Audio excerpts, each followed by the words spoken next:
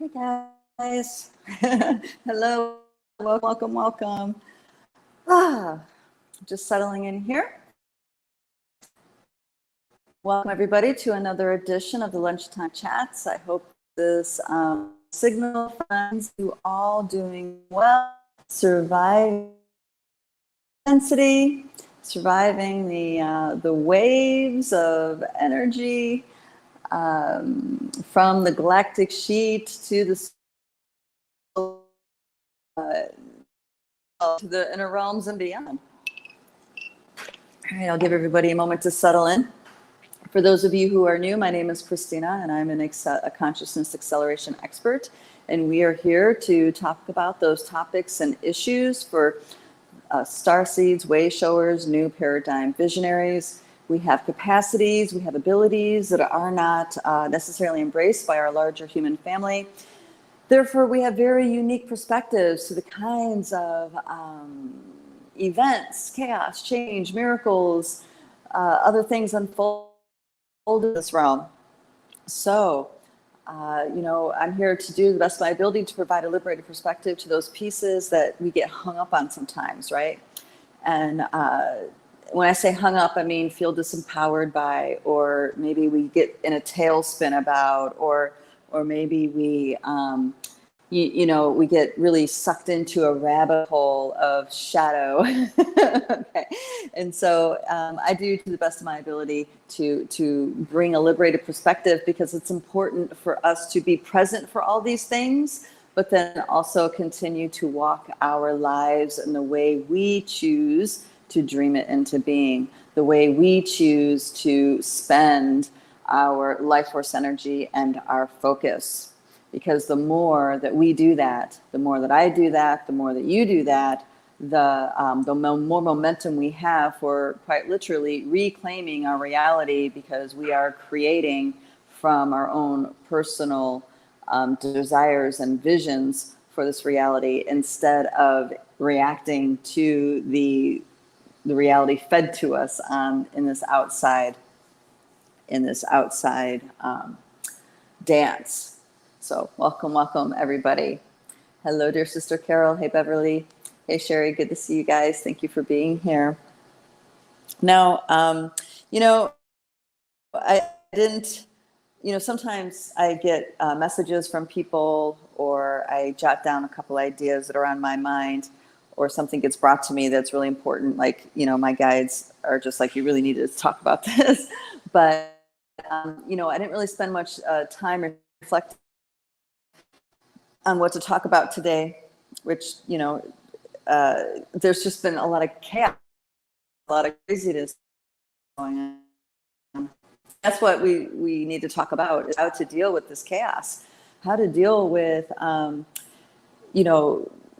taking steps and creating the things that we want to create when there's so much chaos and turmoil all around us, right?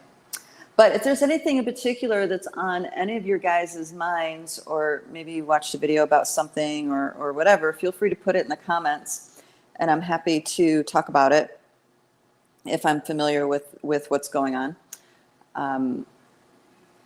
So let me get to the chaos. So, you know how we're talking about astrology being an overlay on our Akashic identity and beyond. If you guys aren't familiar with that topic, I've been talking about it for the past 4 weeks in the chats, with the exception of last week. I didn't talk about it. So I would say 2 weeks ago, and then the previous weeks before that, there was 3 chats in a row where I went deeper into astrology and the overlays. So in a gist, there's all sorts of schools of astrology, and they all say something different about one's constellations. Different but the same, depending on what schools of thought you're going off of. And then there's this introduction to something called true sky astrology, which is making its waves through the communities. So my point on that is that these are overlays of timing. These are overlays synchronized with the energies of Saturn. These are overlays synchronized with certain skews and distortions that influence our quality of being in this planet. And what's really significant about astrology specifically, regardless of the system that you're using, and this is something a psychic intuitive said to me many years ago, and I knew it was the truth when he said it, because he was explaining that he has this theory that the astrology is actually the doorway to your own Akasha, your doorway to the records of your soul's journey. And he was working at developing the hypothesis so he can talk about it on the circuit and stuff like this. And this was, gosh, many years ago. It might have even been 20 years ago. It was quite some time. Anyway, but when he said it, I was just like, absolutely, you got to follow that, because I really believe that. I feel like that's the truth. I feel it in my bones that that's the truth, right? But now, as you know, fast forward all these years through the different impasses and all the growth and the acceleration and the time leaps and all this other stuff, I'm in this understanding this on a much deeper level. And pretty much any mythology, any connection you put into the cosmos, the stars above us, what we call astrology, is like a lock to accessing one's Akasha. And for those of you who aren't familiar, the Akasha, or the Akashic records, is pretty much a fifth dimensional library, multi-dimensional library that you access through your own fifth dimensional lens. Let's get real specific here. Where you can read the timeline history of a particular being, okay, your own, or you can access the Akasha of the Pachamama, you can access the Akasha of the Galactic, you can access different levels of the Akasha, and then there's frequencies of the Akasha inside of that. So there's the Akasha, and then there's other frequencies within that are called other things, not the Akasha. Trying to remember what some of those other names were. There was the Akashic. The names have a similar rhythm to Akasha, but the vowels are different. And what they indicate with that is like octaves within the Akasha. And they're talking about other time-space realities too with that. So there's octaves that are beyond the human incarnational journey that you can access. There's also the ancient records of something called the Halls of Amenti that is also accessible for a lot of people through the Akashic records. But anyway, this overlay is like a combination lock, but it's more than that, because it's actually a full-on, full-body experience. And that full-body experience skews perception in a certain way, so there's no way we can actually unlock the lock, because we're not able to get to all the components of it. And pretty much with all these overlays, how embedded and ingrained they are, especially when you connect them into the control system of Saturn, who is an overlord and contains many dark lords within, in that it's kind of like a control system. A father time is Saturn, stuff like this. A lot of the devil archetype is considered Saturn. When you tie these overlays in with objects like that, then it's anchored in our subconscious, and it informs us on such a deep level that we actually create from that skewed reality. Okay, so why am I saying this? I'm saying this because the energy, the cosmic energy, you guys know about all these solar flares that have been going on, right? These solar flares have been happening. There's all sorts of additional galactic activity that maybe doesn't make the mainstream news. I've been hearing some things about that, particularly about some very significant meteorite activity. And then you also have, these waves within the galactic. I believe he calls it, the science calls it the galactic sheeting. You have all these electromagnetic waves, and then you have these gamma rays. You have all these things passing through that are not at all associated with these overlays. Okay, they are transdimensional, and they shift us deep inside. And as they shift us, it's like these overlays lose. You know what I mean? Get kind of slip little bit. They don't really, they're not as anchored in as an absolute reality anymore. And I feel like that's kind of what's happened, where so many people at one time woke up to this whole perception about true sky astrology, right? It was like boom, boom, boom, like a whole bunch of multidimensional beings just kind of like woke up one morning and they're like, yeah, that's a thing. You know what I mean? And then we all started talking about it in our own ways and our own angles. So I feel like it's all of this cosmic activity is shifting and grooving the gears inside. These overlays don't have a place to anchor in as deeply as they used to. That includes consciousness grids. That includes different control systems. Includes the chakra system too. That's also, you know, one of those pieces that are considered to be a control system to help anchor the body deeper into matter.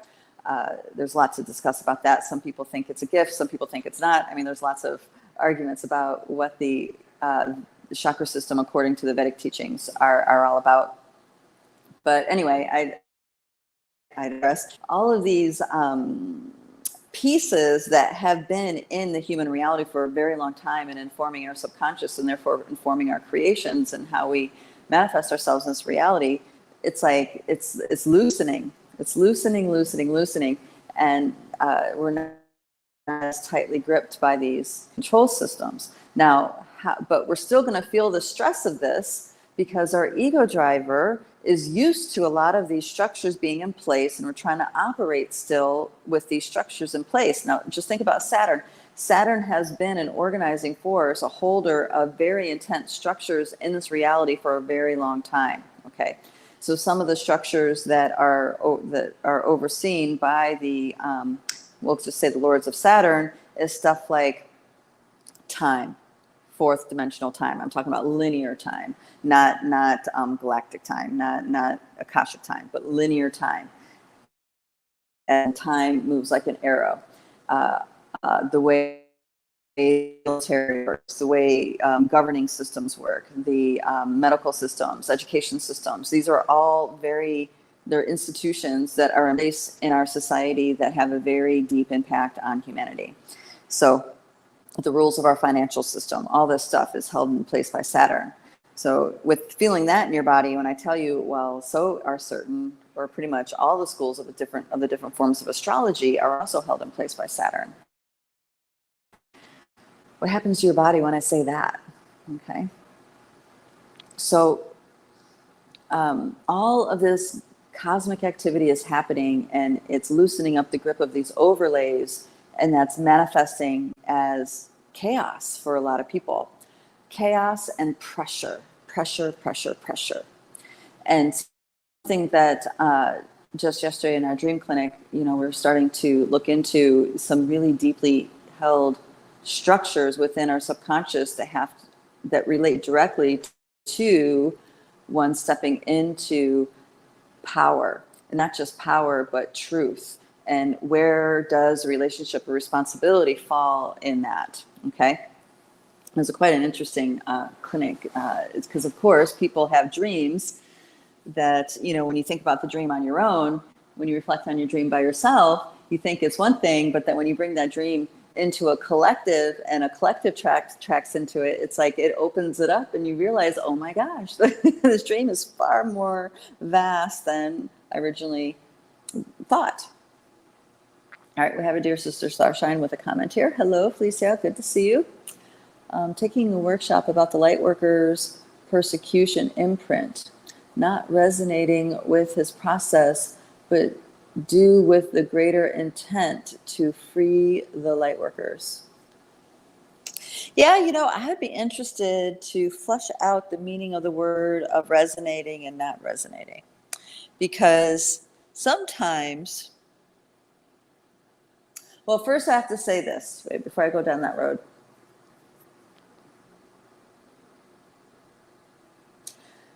Being fully present with anything, with complete curiosity, that's what decodes it.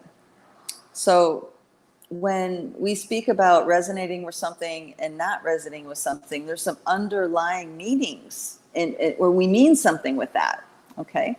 And sometimes we're using words to describe something that's actually kind of rigid inside. Okay. Now, Felicia, I'm not saying that you feel this way with the example I'm about to give, but this is a perfect opportunity to give this example. So, so please don't. Don't take this as something I'm trying to put on you or anything. Okay. It's just this is something interesting for us to flesh out. So, someone says resonate with that, right? In your guys' opinion, when you hear someone say that, again, Felicia, remember this is not about you.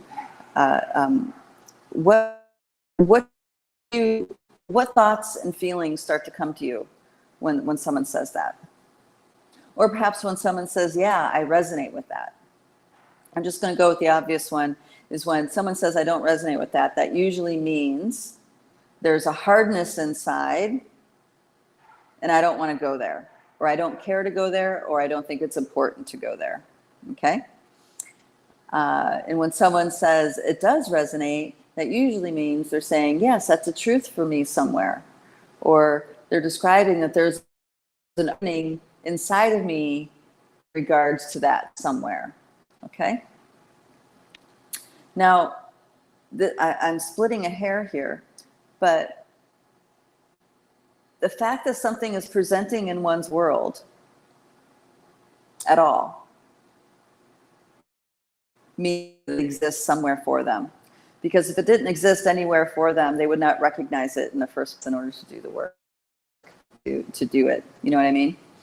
And what happens is that a lot of people don't want to own their aversions. They want to kind of soften it up and push it off, right? Now, there's times when I say I don't resonate with that, and I mean that in the sense of I actually can't really relate to that, so I'm just going to put that over there somewhere because I'm not able to relate to it, you know. So there's that use of the term. The other way people say that is just to straight up say nicely that, yeah, you're wrong. I don't think that's how it is, you know. And people use that a lot in the New Age world too, because it's other than just saying what they're actually thinking. All right, let's see. Oh, you guys are shy. You guys aren't giving me your feedback on that. Okay, I'll just have to be on my own here with it. So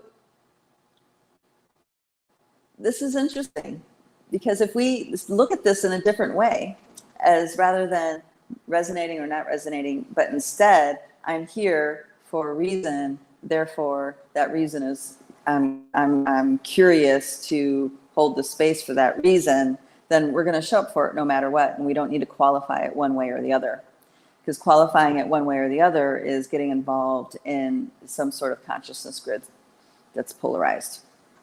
But when we're just in our curiosity, which according to some creative geniuses, that's some of the highest level of IQ one can have, when we just go in with curiosity and sit with it and ride the wave of it, then alchemy unfolds. We don't know, we may never learn the full why we were there. We just know with satisfaction that we showed up all the way and we had an experience. You know what I mean? And it seems counterintuitive, but that's truly all we need to do, is just show up for something. Just show up and unfold. And what's going to happen is what's going to happen. Whether it feels good or bad or up or down or right or left, you know, that's part of the journey. It's not validating or invalidating you or anybody else. It's all about just surrendering into why your spirit has this moment. So I hope to accept what I'm talking about. Oh, is the audio really choppy? Oosh, oosh. I wonder if it's, actually, I'm not sure. It might be the headphones. I don't know why I used these headphones last time. All right. If I stop hitting if I stop hitting the thing, let me know if it gets better. All right. Maybe that's what's going on, because it does. It feels like the energy is a little wonky here. To me, resonating is being open to the concept, even if I don't understand it. Ah, okay. Okay. Good. That's a good way to put it. So when you say not resonating, does that mean there's a feeling of not being open to a concept? Just curious.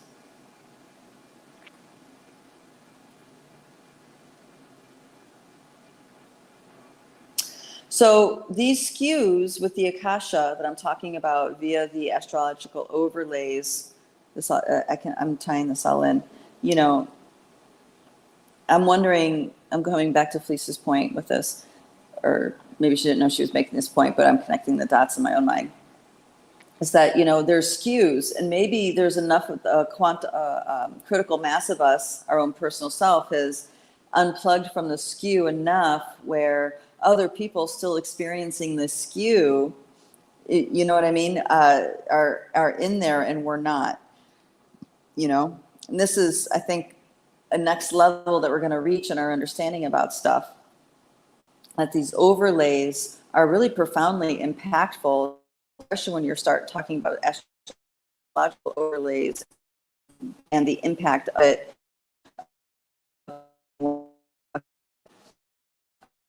and the records or the records of other beings, other things.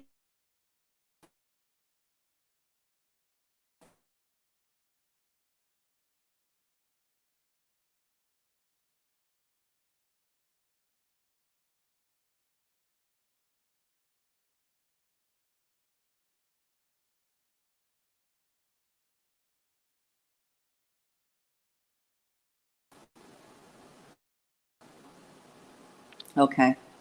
I guess my internet's not so great. You know, the repair guys were here yesterday. I thought they fixed it. Let me make sure I'm on the right network. Mm-hmm.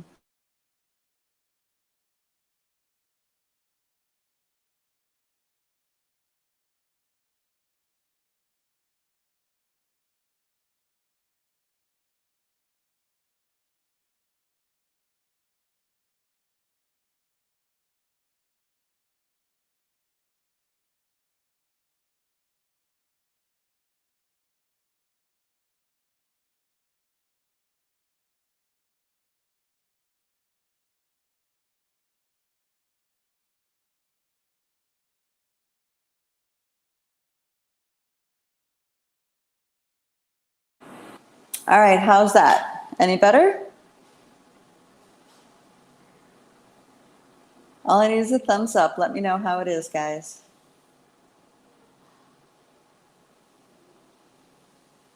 There it is. All right, thank you, thank you, thank you. Sorry about that. Oh boy, where was I? Overlays and decoding the impacts.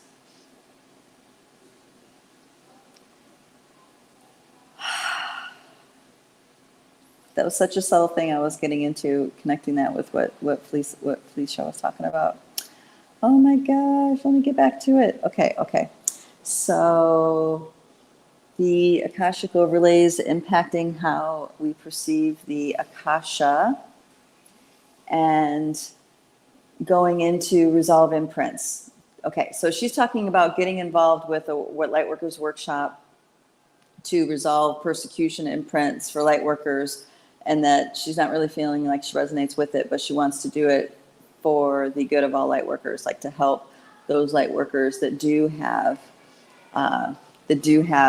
that persecution imprint.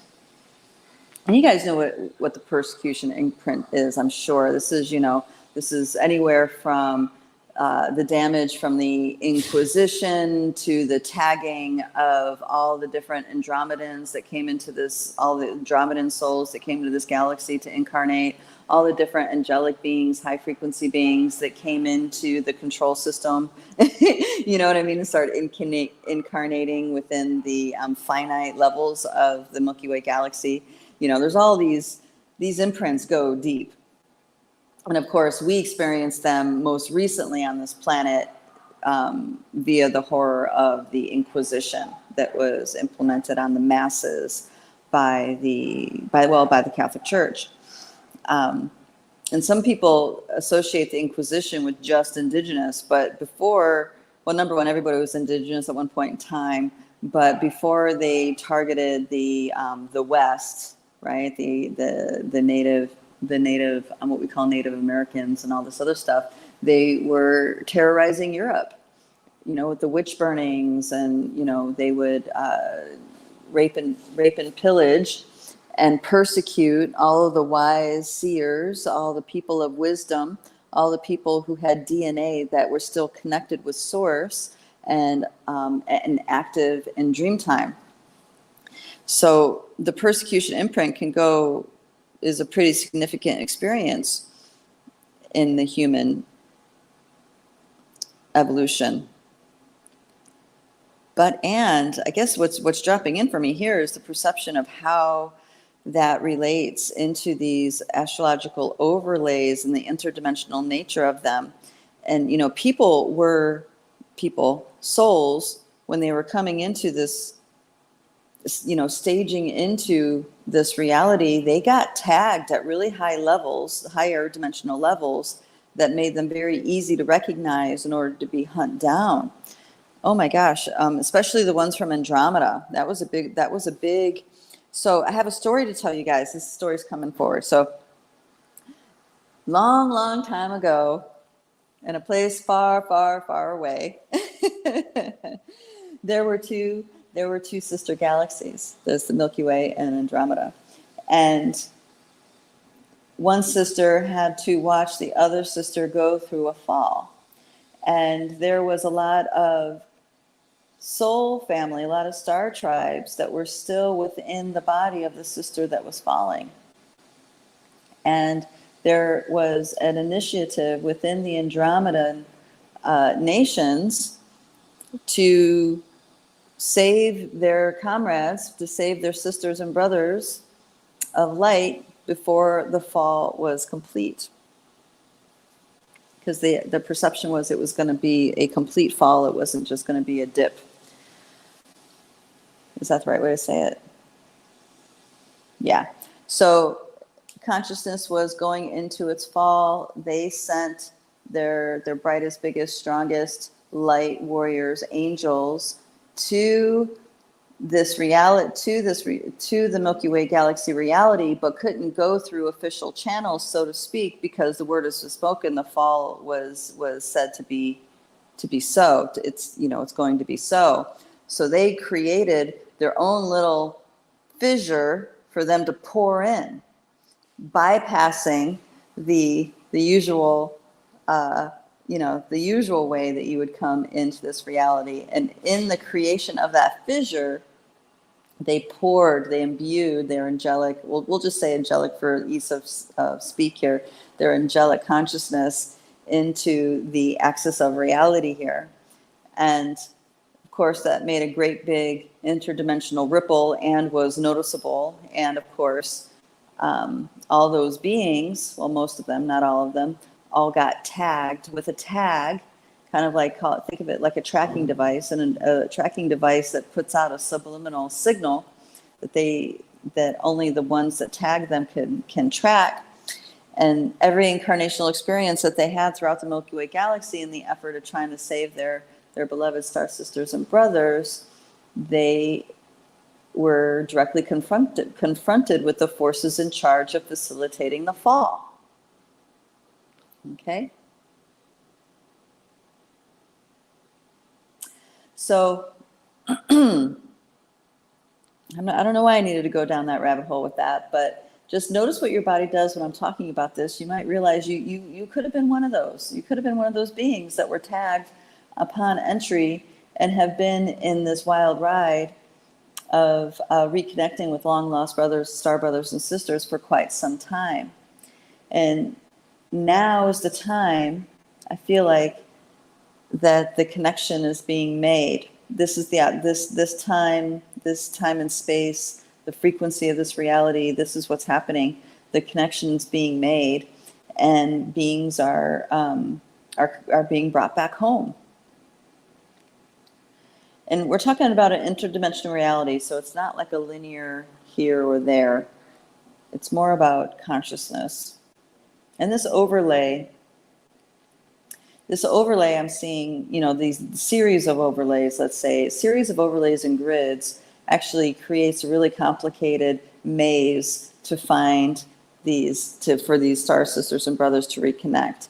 Now I'm starting to see them as pairs, like sacred pairs, sacred masculine, sacred feminine pairs. And they're both imbuing reality. This really complicated maze. And this is the time, because of the cosmic waves, because of, you know, all the different frequencies that are happening where we are here and now, it is actually opening that platform for that divine masculine feminine. Ooh, did I just say that? Yeah, that male, female, masculine, feminine pairs to reconnect with themselves. Very interesting. This is dropping in from the all right, so there's an alliance between the Syrian and the Andromedans. They call it the Syrian Andromedan Collective. And anyway, that's the story dropping in from these folks. They just kind of stepped in somewhere when I was talking for me to tell the story for some reason. You know, it could have to do with that imprint work that you're talking about, Felicia. Oh, hey, yeah, I saw that guy. I know what guy you're talking about. I think I saw him on Instagram. I don't remember his name. He kind of reminds me of Andrew Wheel. You guys know that guy, the health doctor guy. He's kind of like maybe a hippie, a little bit more hippie, more new age version of him. Anyway, so you guys let me know if things are lighting up inside when I'm talking about this maze of overlays and this reconnection. It feels like this is a really important piece to keep. Oh yeah, there we go. The really important piece to notice. And this is why it feels like when we're healing, it feels like we're coming home. We're coming home to ourselves, because this reconnection is happening. And these overlays are they're getting decoded very quickly, and they're not as complex as they used to be. It's fascinating. I'm sorry, guys. I'm going super altered just sitting here looking at this, trying to give words for it.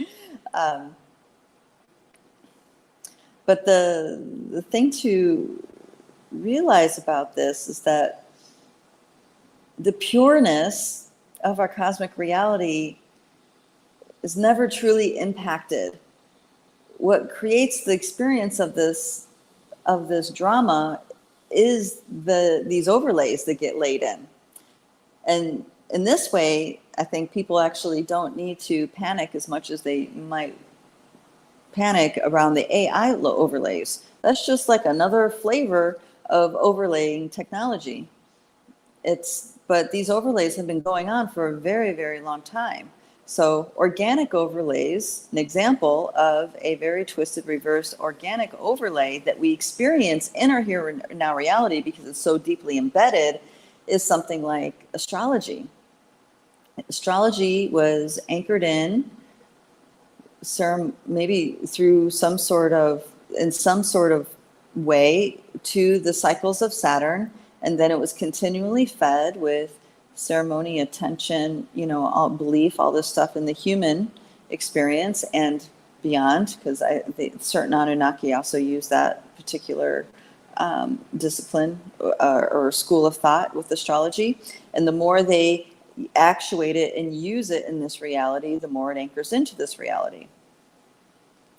So I guess this is where I'm going with this, is like, is that would we call that inorganic? Would we call that an organic overlay? Or would we call that something else? And I guess I would say it's just because something's organic, it may not mean that it's all that great either. You know what I mean? It just maybe means it's older, or it has a different kind of origination, or it has a different kind of application. Yeah, guys, I usually don't get super altered like this in the chats, but it just dropped in and happened. So I apologize if I'm not making sense. All right, dear sister Felicia says that tag was some time ago. I was implanted with 5 implants that look like computer chips in this lifetime. They have been disabled, but I still feel that they are visible to the ones who put them there. Yeah.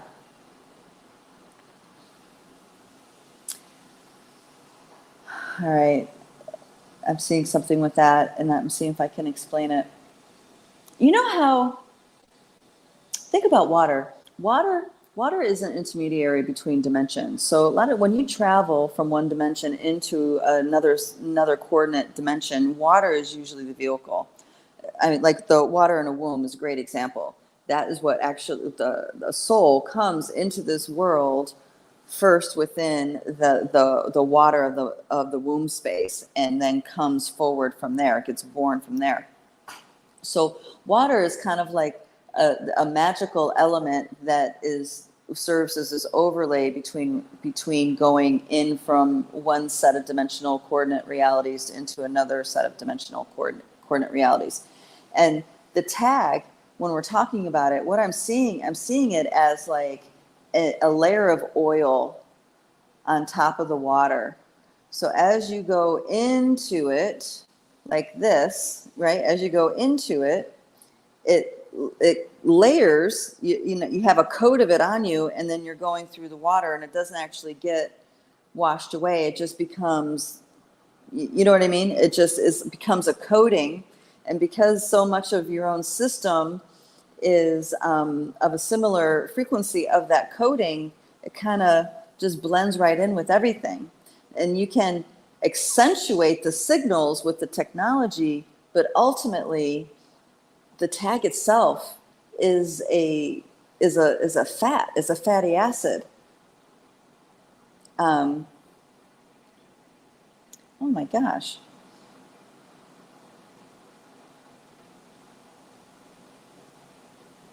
All right, guys, I'm asking on why they're dropping in like this, and what's the big piece here? Because you guys know I see a lot of things, but usually it's like I'm here in the here and now reality, and I feel them in the background. But this is like, I feel like there's like a strong coding just right over my perceptions here. And usually this happens because it's important. So I'm just dropping in and finding out why. What's happening?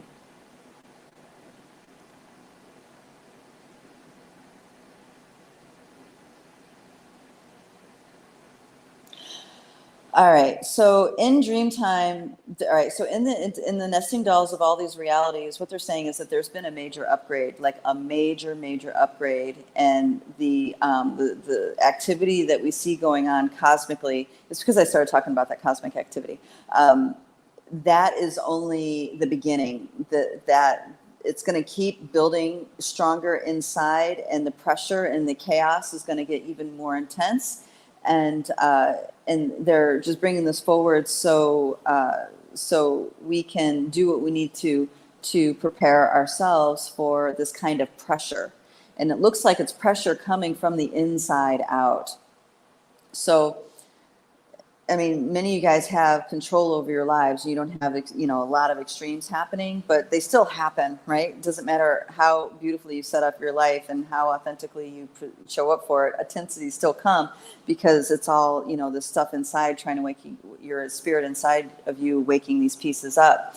So what they're saying is like the level of pressure internally that humanity is under right now is at extreme levels, and it's going to continue to build. There will be some waxing and waning with it, but it's going to build. So think of it like it's like this.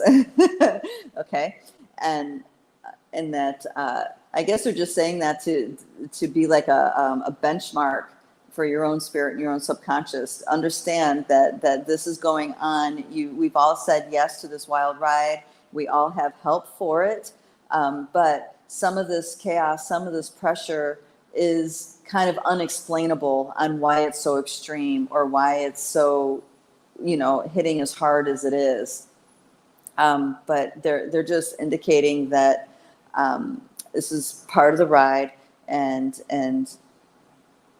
yeah, and they're confirming my thoughts about self-care is a good plan. All right, so let me shift gears here. Thank you guys for dropping in. So I want to shift gears here and go into extreme chaos, like what to do when your body's under a lot of stress. Okay, chaos can be very good because it's like breaking up old things and creating potential for new things to coalesce. So us relaxing and using our dream realm and all this stuff is very, very important right now, because we can start coalescing the new version of ourselves, new version of this reality in the dream realm. So when this gets broken up to critical mass, that those templates can just drop right in. But in the meantime, we have a biosuit, we have a nervous system, we have a life that we need to wake up and walk through every day. All right. So what we need to get clear on is how we need to nourish ourselves. But there's different kinds of nourishment. There's physical nourishment, and that can be the form of food, of course. That could be form of physical pleasure, of bathing, of getting plenty of sleep, having, nature walks and forest bathing, doing things like that. But then there's also nourishment in our spiritual world. What in our spirit needs nourished? What kind of interactions do we need to really nurture and hold our spirit and visit those frequencies? And then what kinds of things do we need to nourish ourselves emotionally? I'm talking about things that are uplifting, that bring us happiness, that bring us joy, to bring us food, bring us food, emotional experiences that actually feed our need for attention, our need for love, our need for this, our need for that. Okay. And then we have a intellectual nourishment, which is all about feeding your mind. And this is actually a really important part, because we have so much garbage feeding our mind because we have access to this technology. And if we don't use it with discipline, right? If we don't have if we don't discipline on how much of this kind of tech we expose ourselves to, then we get too much of this energy in our mental field, and it can cause us, when this internal pressure happens, it can cause us like headaches and confusion and lack of clarity. Maybe our eyesight will start having problems, stuff like that.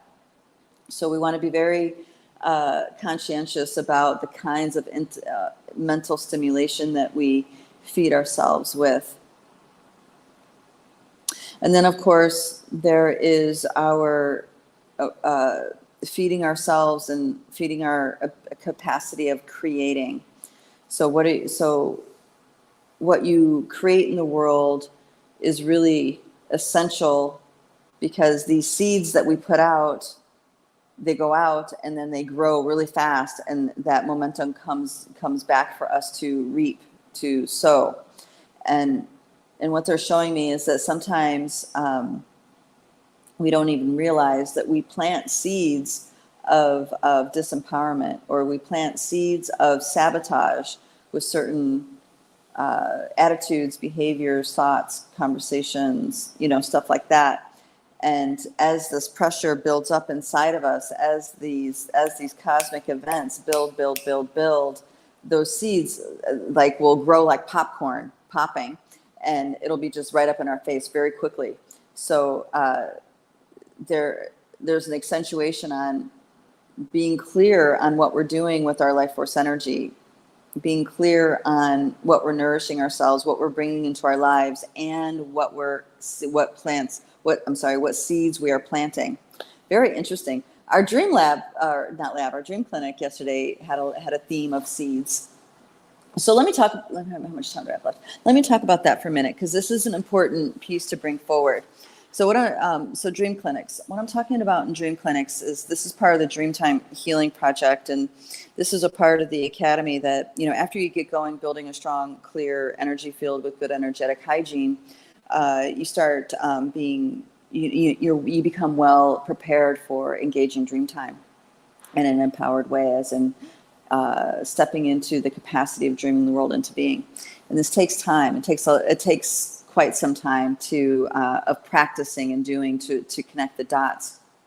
But what's happening now in our group is that there's an energy present we'll start just talking about certain things, and then in the talking of it, we're connecting with the energy of what it is we're talking, and then we start with our touching things with our awareness and speaking about it, it'll start unraveling the energies. And then we bring in the dream layers.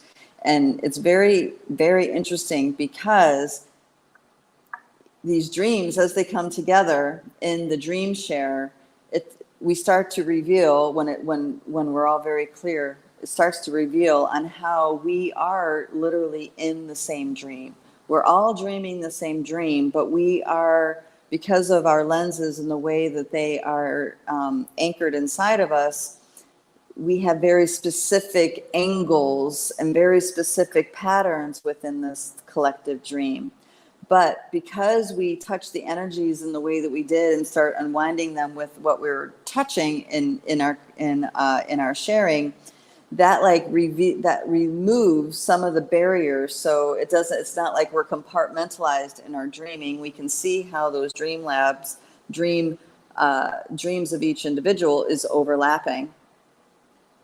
So it's like we'll have the conversation, we'll start moving the energy, and then people will realize sometimes while they do their dream share that's like, oh my gosh, I dreamt about this energy last night. And then here we are. And none of it is planned, it's all spontaneous, and this is how we can see the beautiful synchronicity of the cosmos unfold, because it's all about following the energy. And I guess another piece of what I want to add with this is that we are all dreaming our world into being, whether we realize it or not. Okay, that's the big piece. So there's so many people, just because they don't remember their dreams, they think they're not dreaming.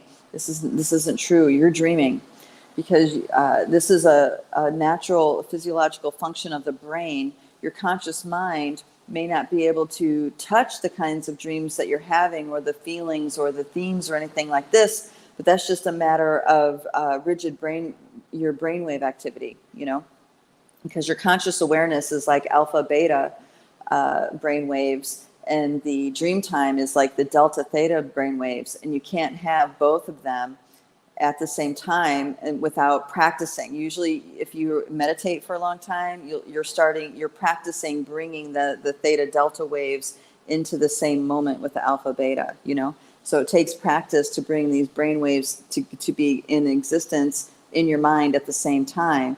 And when they are in your mind at the same time, now you can have conscious awareness of your dreaming. And what's even cooler is that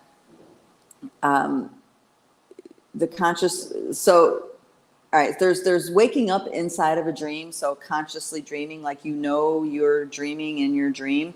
And that's a potent state, absolutely. But that's not necessary. What the real potency is when your waking awareness becomes so deep, you can tell how you're awake, but yet still in the great dream. That's the really big potent state. So through dream tracking, you actually enhance your own capacity to deepen your awareness of the here and now. And in that, you realize that nothing is like it seems. There is a vast language and vast conversation that you're having with the universe, with everything that comes into your world, everything that you're touching. And this is an effortless thing. It actually becomes magic and pretty joyful. But this is a piece, because this is where synchronicity becomes a part of living. This is where the synchronicities between, well, some people call it the universe, but it's you can call it the universe. I like to call it your own spirit. This is where this dance starts happening, and life is but a dream. Your life, even though it's real and it means something to you, becomes as malleable as the dream when you're in dream time, like when you're consciously dreaming. And that's a really potent state. It changes everything. And I think this is why a lot of the folks in our academy are in the, they're in the later stages in life, because they have the interest, and they have the time, space, and autonomy of their lives to be able to make space for this kind of work. It's this kind of work, like I said, takes, it takes a while, it takes practice, it takes patience. It's, but it's also one of the most potent things you can do for yourself in your life. We have a workshop coming up next month. It's full, but and it's called Life, Death, and Dream Time. And this is where those three realities all come together into one consciousness stream. So it's dissolving those barriers between those realities. Of course, it takes a very flexible mind to allow that to happen. But once you do, then true change can happen. True liberation is happening. You're no longer in engagement with the cycles of karma. Karma is not anything that is a force in your momentum of your soul. There's all sorts of constructs that become completely melted and separate from your being once you start visiting these moments in your awareness. Life, death, and dream time, all happening moment to moment to moment at the same time. Yeah, I know that seems kind of abstract. I usually, we'll see if I'll be able to flesh it out a little bit better. All right. Oh, we have a couple more comments. Being a conscious dream is more fun. Being a conscious dream is more fun. Being a conscious dream, is that how you mean that? Like as in you, who you be, is a dream? Then she also goes on to say, I call bringing the various waves together synchronistic harmonics. Yes, yes, yes. So the universe, or our spirit, speaks to us in everything, especially nature. Oh, you meant dreamer. Okay. Being a conscious dreamer is more fun. Indeed, it is. So this conversation that we're having, all right, I'm gonna share this better in a story. So I'm in this training with these other folks, and everybody, they're all very, very skilled. They're all, shaman in their own right, really well practiced, well trained. And we were doing it was a divination and seeing intensive. Everybody in there is a Mesa carrier. They're all initiated. They've all been at this path for quite some time. And dear sister Starshine Joe, I remember her name, not the one in our academy, guys, different Joe. Oh, I remember we were having dinner, and she was saying that synchronicity is everywhere, kind of what I'm telling you guys here. And she's like, and this is why divination and seeing is a wonderful doorway into the true magic of what this reality is. I'm like, okay, this is cool. So it's not just about throwing stones and being able to read the stones, or watching nature and watching the signs. And she's like, quite literally, everything is the universe looking back at you and smiling. Everything is the universe looking back at you. And then she says, I can't remember what we're eating. It might have been Italian or something. She says, you can use that plate of food right there as a divination tool. So I'm looking down at my plate, and I'm just like, okay. And she's like, what do you want to know? What sort of thing are you curious about? What kind of dilemma you have going on? What's happening? So she's like, pretty much asking me if I can ask a question. Questions. It's all about asking the right question, right? Anyway, so I don't remember the question I asked, but I do remember her response is in that. And she looks. I asked the question. She looks, and she says, yeah, you see that mountain right there? This is the obstacle. You don't even know it's there because of, this over here. And she pretty much addressed through poetry and story my question by making up a story about the landscape in the plate of food that I was eating. Okay. I know it sounds silly, but the thing is, in the story about the food on my plate that she was sharing, it didn't land completely in that moment, but like a couple days later, I had this aha of like, oh my gosh, she did answer my question. You know? So I wish I could remember what the question was, though. I just remember that moment of like, oh my gosh, it did work, you know? But, you know, a lot of times we lack that imagination. We get so serious about life. And this is why the Pleiadians talk about quit taking life so seriously. Like, look at the things around you as like one big cosmic joke. You'll have a lot more fun walking through life, you know?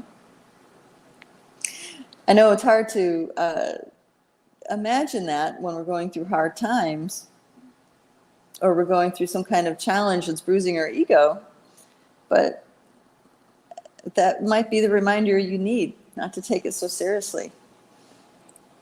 I mean, you guys have all experienced the universe's wicked sense of humor, I'm sure. All right. Let's see any other thoughts about that. The universe is always speaking to us. We can divine anything out of anything. And actually, I'm really glad I touched this because this applies to my own world right now. Because I have this beloved deck of cards. I love these cards, and I don't know what I did with them. I can't even remember if I brought them into the country or not. I thought I did, but I can't find them. And they're my favorite divination tools. And I've been without them for, gosh, a few months now. And I miss them greatly. And now I'm realizing, you know, I can just get a bunch of stones from the yard and toss the stones, you know, or whatever. I don't know why that hasn't hit me